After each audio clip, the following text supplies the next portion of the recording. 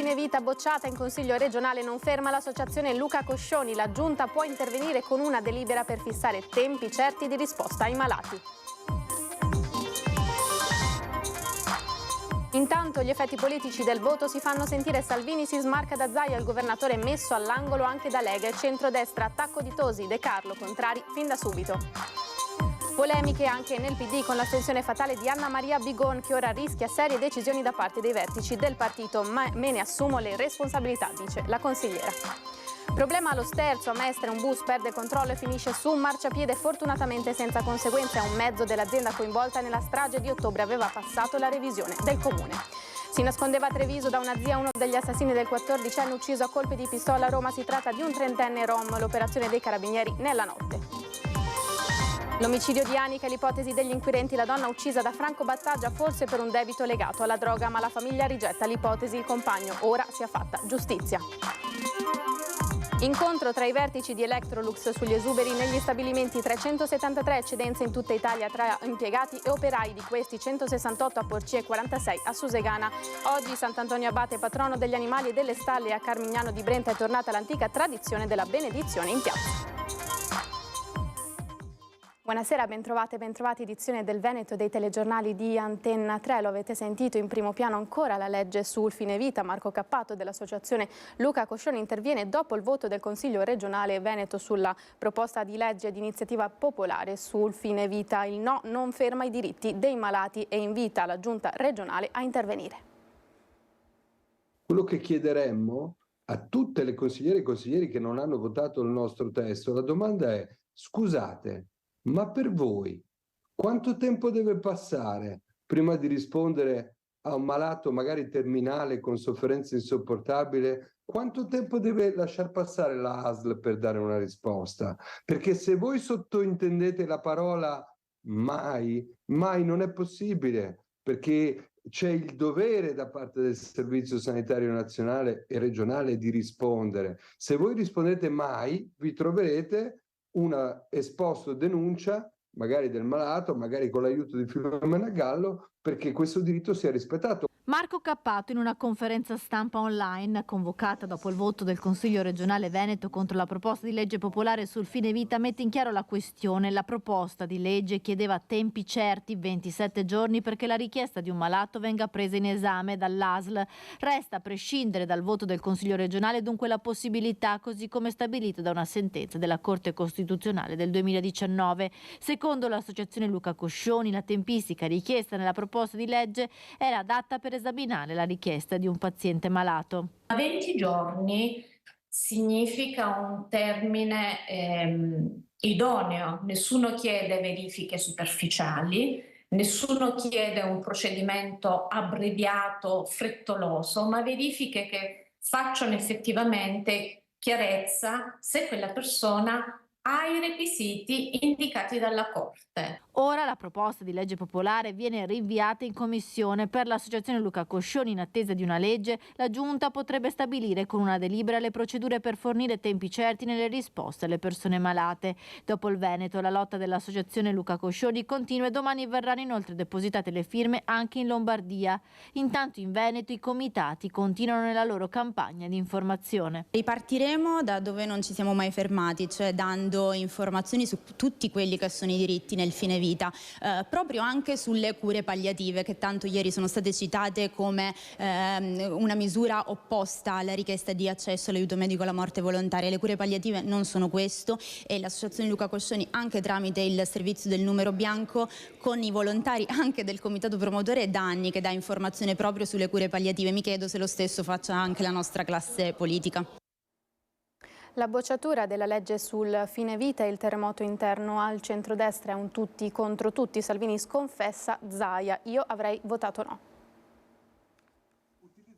La vita va tutelata dalla culla alla fine. In Consiglio regionale hanno vinto i no. Dal mio punto di vista avrei votato anch'io in quel senso lì. Sono parole inequivocabili quelle che Matteo Salvini pronuncia di primo mattino in una trasmissione televisiva della TV di Stato, commentando l'esito della votazione che di fatto ha messo sotto Luca Zaia sul tema sensibile del fine vita. La Lega non è una caserma, c'è libertà di pensiero. Per me è bene che sia finita così, ha scandito Salvini, segnando comunque un solco profondissimo con il governatore governatore veneto, che fin dall'inizio ha sostenuto la battaglia popolare per una legge regionale che regolasse il suicidio medicalmente assistito. È una pratica che c'è già, ipocrita a negarlo, ha ribadito Zaia stesso in giornata. I leghisti contrari, di fatto la maggior parte, esultano, seppure nelle dichiarazioni pubbliche si facciano molte premesse. Non vogliamo far passare il principio o l'ideologia dello scarto, che chi non è più utile in questa società, l'alternativa è il suicidio medicalmente assistito. Questa non è una nostra competenza, noi non possiamo avere 20 regioni con 20 leggi che vanno a regolamentare il suicidio medicalmente assistito. Stiamo parlando di un diritto fondamentale e quindi in quanto tale è un qualcosa che va legiferato a livello nazionale. Diciamo, è una parentesi di questa legislatura, ma io non ne farei un caso politico. Era sulla linea di Zaia e quindi per il sì Alberto Villanova, presidente dell'intergruppo leghista, che cerca di tenere la barra dritta nella laguna in tempesta. Non c'era nemmeno un vincolo di maggioranza, quindi anche tra alleati ci siamo sempre detti che su questo ogni gruppo avrebbe potuto votare come voleva. Quindi sinceramente non vedo grandi ripercussioni, non vedo grandi problemi per quello che riguarda la maggioranza, soprattutto considerando appunto che è un progetto di legge esterno. Da Treviso Mario Conte sembra avere maggiore serenità di giudizio, difende Zaia e passa la palla a Roma. Vedere Zaia sconfitto? Francamente no, io credo che Zaia abbia avuto il merito e il coraggio di aprire una discussione che dovranno aprire anche tante altre regioni, ma soprattutto che stimola il governo ad aprire una riflessione a livello nazionale. Nelle frizioni interne al Carroccio si insinua il numero 1 di Forza Italia in Veneto, Flavio Tosi, che usa il carico da 90. È stata una forzatura la sonora bocciatura, il sigillo politico istituzionale a questo errore di Zaia. Le parole di Tosi: non cita Zaia ma rivendica lo stop alla proposta Luca De Carlo, che ormai tutti danno come possibile candidato meloniano alle regionali 2025. Fratelli d'Italia sin da subito ha manifestato la sua contrarietà sia sul metodo che nel merito del provvedimento, chiedendo di concentrarsi di più sulla cura della vita e quindi sulle cure palliative, piuttosto che abbandonarsi alla logica della cultura dello scarto. Il voto sul fine vita ha provocato un terremoto interno anche nel PD dopo l'astensione fatale di Anna Maria Bigon, che ora rischia serie decisioni dai vertici del partito. Io credo che apra un problema politico dentro il partito e dentro anche il gruppo. Noi abbiamo dato un'indicazione sia condivisa con la segreteria nazionale e quella regionale. Ma che conseguenze ci possono essere per Bigon? Flash, la prego. E ci riuniremo a brevissimo come gruppo e le valuteremo insieme. Le ore febbrili nel gruppo del PD in regione prevedono a stretto giro una riunione che dovrebbe coinvolgere anche il segretario regionale Andrea Martella, nel mirino Anna Maria Bigon, e le conseguenze potrebbero essere molteplici e anche pesanti, come una sanzione disciplinare, dalla sospensione addirittura all'espulsione. Va da sé che la discrezionalità è molto ampia e prevede anche semplicemente un chiarimento seppur duro o un richiamo, ma non è escluso nulla perché il danno politico il PD lo ha accusato tutto. Quella del voto poteva essere, politicamente parlando, la giornata perfetta per i Dem veneti, con Zaia messo all'angolo dai suoi e il centrodestra spaccato. Invece non si parla soltanto di questo, anzi, il nome di Anna Maria Bigon rimbalza a livello nazionale, vedi alla voce fuoco amico, perché la sua presenza in aula con astensione al voto è stata di fatto l'arma per bocciare la legge sul fine vita. La diretta interessata sa bene in quale situazione si trova, ma resta ferma sul suo atto. Che il Partito Democratico ha anche uno statuto che prevede la libertà di coscienza, cosa che avevamo previsto e concordato su questi temi, insomma, per cui dopodiché se il partito prende questa decisione me ne assumo la responsabilità senza alcun problema. E ribadisce. L'altro aspetto fondamentale è che nel momento in cui noi andiamo ad aprire e quindi a predisporre un progetto di legge, questo deve essere di competenza nazionale, non sicuramente regionale. Io credo che un conto sia la legittima volontà di esprimere la propria opinione nella libertà di coscienza, un altro conto sia ignorare quanto questo elemento impatti sulla vita delle persone. La consigliera Bigon avrebbe potuto serenamente affermare la propria contrarietà al progetto di legge in diversi modi, senza essere determinante per affossare la legge. Il problema sta tutto lì. Sarebbe bastato far capire il PD che Bigon non partecipasse al voto, esprimendo così la sua contrarietà, ma non influendo sul quorum dei votanti.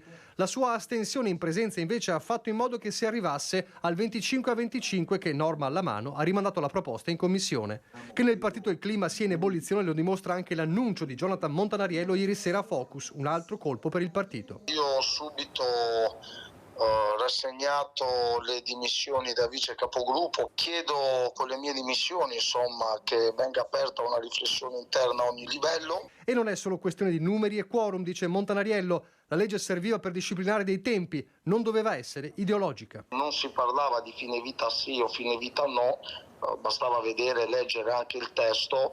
Si parlava di regolamentare una pratica medica e farmaceutica già prevista. La cronaca, ora paura a Mestre. Nel pomeriggio un altro bus della Yutong ha perso il controllo. Preoccupato l'assessore Boraso, che ha convocato una riunione urgente.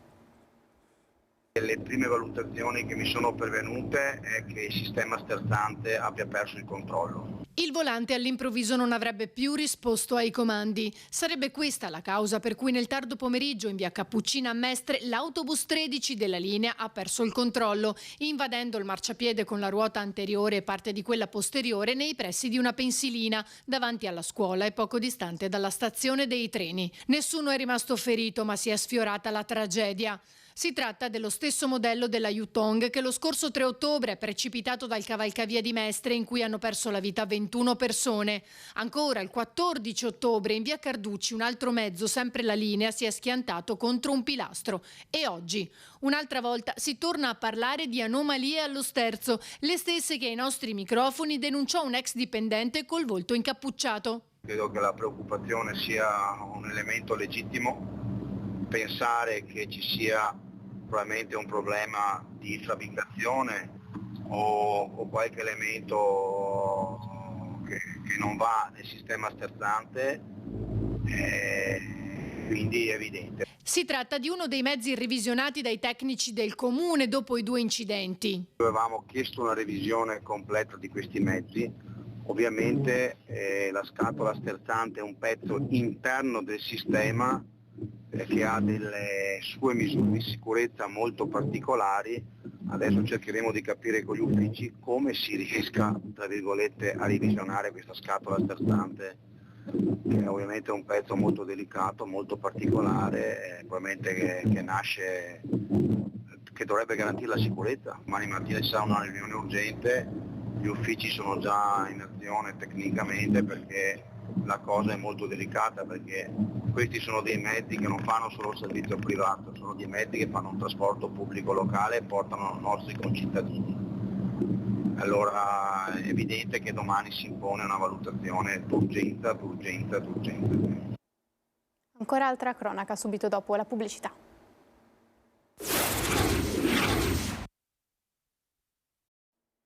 Rieccoci in studio, edizione regionale dei nostri telegiornali. Continuiamo con le notizie. L'omicidio del 14enne a Roma. Le indagini hanno portato a Treviso, dove la notte scorsa uno dei presunti killer è stato arrestato dai carabinieri.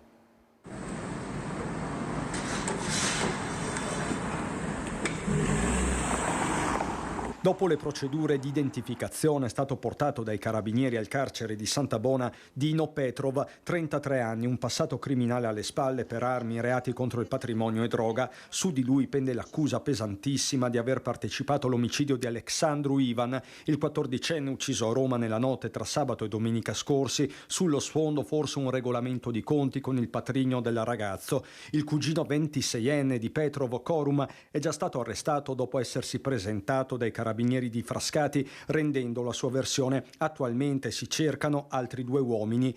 Dino Petrov aveva fatto perdere le sue tracce immediatamente dopo la tragedia, ma è stato rintracciato a Treviso dopo 3 giorni di fuga. Si trovava nascosto da una zia in un appartamento di Borgomestre quando alle 2 di notte i militari hanno fatto irruzione sorprendendolo nel sonno. Petrov non ha opposto resistenza. Non è ancora chiaro se l'uomo volesse scappare all'estero, anche approfittando dei contatti nella comunità dei Rom stanziali. La stessa zia residente in città potrebbe ora rischiare l'accusa di favoreggiamento. Ci sono dei zingari che abitano per l'idea, quello che so. anche sopra di me, ma dopodiché non so altro. Un'azione lampo che ha visto coordinarsi l'Arma di Frascati con il nucleo investigativo dei Carabinieri di Treviso, guidato dal maggiore Giovanni Truglio e gli uomini del 4° battaglione di Mestre. Sarà ora la Procura di Velletri, competente per il fatto di sangue, a coordinarsi con gli inquirenti trevigiani e fissare l'udienza di convalida del fermo. Dispiace che sia chiamata in ballo anche la nostra città, che ovviamente nulla ha a che fare con questo episodio, però insomma faccio i complimenti alle forze dell'ordine che hanno seguito le tracce del responsabile, risalendo addirittura alla nostra città con l'auspicio che appunto venga fatta giustizia. L'omicidio di Anica Panfile, ieri l'arresto di Franco Battaglia accusato di omicidio volontario. L'avvocato Amadio, legale del compagno di Anica, Luigino De Biase, per noi, ha detto, non ha agito da solo. Droga e soldi, potrebbe essere questo il movente che ha scatenato il brutale omicidio di Anica Panfile, la trentenne trovata morta lo scorso 21 maggio in un'ansa del Piave Aspresiano. Un delitto di impeto secondo l'accusa, un omicidio che si sarebbe consumato all'interno dell'abitazione ad Arcade di Franco Battaglia, il 76enne titolare della pescheria El Tiburon. Prima la donna è stata colpita alla testa, probabilmente a mani nude, e poi con la stessa violenza soffocata, comprimendole le vie respiratorie. Ma l'esame autoptico ha anche rivelato che Anica, assuntrice abituale di cocaina, aveva consumato quel giorno un quantitativo importante di stupefacente. Battaglia, arrestato per omicidio volontario e tentata soppressione di cadavere aggravata, portato in caserma dei Carabinieri in via Cornarotta a Treviso, non ha detto nulla. Ha scelto, consigliato dalle sue legali, il silenzio. Si è dimostrato sorpreso dell'arresto da parte dei militari dell'Arma che hanno proceduto con un provvedimento urgente. Ha acclarato infatti il pericolo di fuga del 76enne che in passato aveva vissuto diversi anni in latitanza. Nelle mani degli investigatori elementi che portavano a reputare imminente un allontanamento dalla Marca trevigiana. Battaglia si trova ora rinchiuso nel carcere di Santabona. Nelle prossime ore ci sarà richiesta per la convalida del fermo e forse già nella mattinata di venerdì l'interrogatorio di garanzia. Soddisfatto il legale del compagno di Anica che per tutti questi mesi non si è mai dato pace. Una bella giornata di giustizia, dice Luigino, sentito dal suo avvocato. Ho sentito Luigino, il quale era felice che ci fosse stata questa evoluzione e sinceramente devo dirvi la verità, sono anch'io felice che si sia mosso il tutto. Questa mattina ho incrociato il PM e le ho riportato anche i ringraziamenti di Luigino. Poi aggiunge: vedremo poi come andrà avanti il tutto, ma sicuramente dopo tutti questi mesi è stato un qualcosa quasi di liberatorio per Luigino. Sul consumo abituale di droga Luigino rimane scettico. Perché quando parliamo di abuso di droghe parliamo di una persona che poi in famiglia dovrebbe creare qualche problema. Mentre con Luigino e con i figli non c'erano mai problemi. Anica, per quanto ne sappiamo noi, era una madre perfetta. Un omicidio che potrebbe aver avuto anche dei complici. Per come dovrebbero essersi svolte le cose, potrebbe anche essere plausibile la presenza di qualcun altro, non dico al momento del fatto, ma magari a supporto successivamente. Nello stabilimento Electrolux di Susegana la multinazionale svedese ha individuato la presenza di 46 dipendenti in eccesso sui 373 totali previsti in Italia. Lo hanno comunicato i vertici aziendali durante l'incontro di gruppo con le organizzazioni e i delegati sindacali di tutti gli impianti italiani in corso a Quarto d'Altino per l'illustrazione del nuovo piano di riorganizzazione. Più nel dettaglio, per la struttura trevigiana, la maggiore nel paese e al cui interno operano circa oggi 1.300 dipendenti, le figure eccedenti sarebbero 30 impiegati e 16 operai. Nella vicina Porcia ben 168 gli esuberi. Cambiamo argomento, si ricorda oggi Sant'Antonio Abate, patrono degli animali e delle stalle. A Carmignano di Brenta è tornata l'antica tradizione della benedizione in piazza. Garantivano la vita dei loro proprietari, gli animali delle stalle e dei cortili, benedetti per la loro esistenza il 17 gennaio, nel giorno in cui la Chiesa ricorda Sant'Antonio Abate, protettore degli animali. L'iconografia rappresenta Antonio Abate con una lunga barba bianca da monaco eremita, con accanto un maialino guarito dal santo e diventato il suo fedele compagno di viaggio. A Carmignano di Brenta, dopo molti anni, comune e parrocchia sono tornati a dare vita a questa antica tradizione che ha riportato nella piazza per la benedizione tanti cittadini con i loro animali, cani soprattutto, ma anche cavalli e persino una capra. Abbiamo voluto fortemente riscoprire questa usanza che unisce fede e tradizione di benedire i nostri animali domestici in collaborazione con la parrocchia di Carmignano di Brenta, in particolare Don Fabio Zigliotto e le associazioni Giacche Verdi ed Osi del Cavallo. Ora in chiusura un comunicato sindacale, tutti insieme per la libertà di stampa contro ogni tipo di censure per la libertà di informazione. Anche il gruppo Media Nord-Est appoggia la battaglia contro la cosiddetta legge Bavaglio, mobilitazione portata avanti dalla Federazione Nazionale della Stampa Italiana con le associazioni regionali e i comitati di redazione. Con l'introduzione di questa norma già passata alla Camera e ora al vaglio al Senato si vuole vietare la pubblicazione delle ordinanze cautelari integrali o per estratto fino al termine dell'udienza preliminare. Da qui la richiesta al Presidente della Repubblica Sergio Mattarella di non firmare un'eventuale legge con una norma di questo tipo. E per questa edizione del telegiornale è tutto, vi lascio al meteo, una buona serata, arrivederci.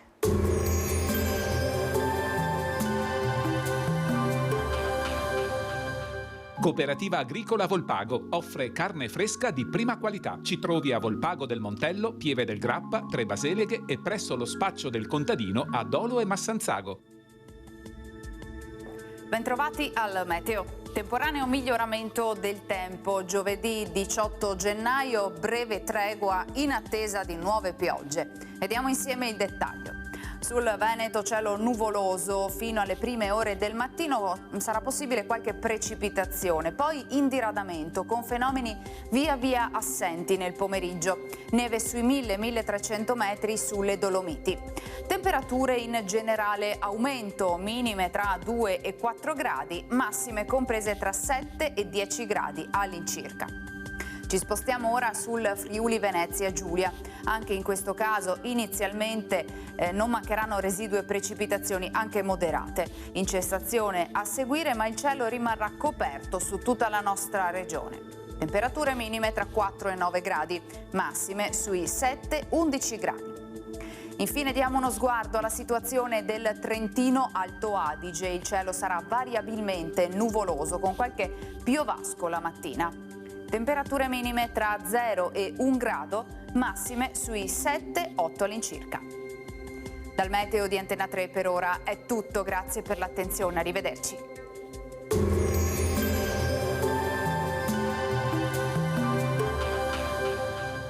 Cooperativa Agricola Volpago offre carne fresca di prima qualità. Ci trovi a Volpago del Montello, Pieve del Grappa, Tre Baseleghe e presso lo spaccio del contadino a Dolo e Massanzago.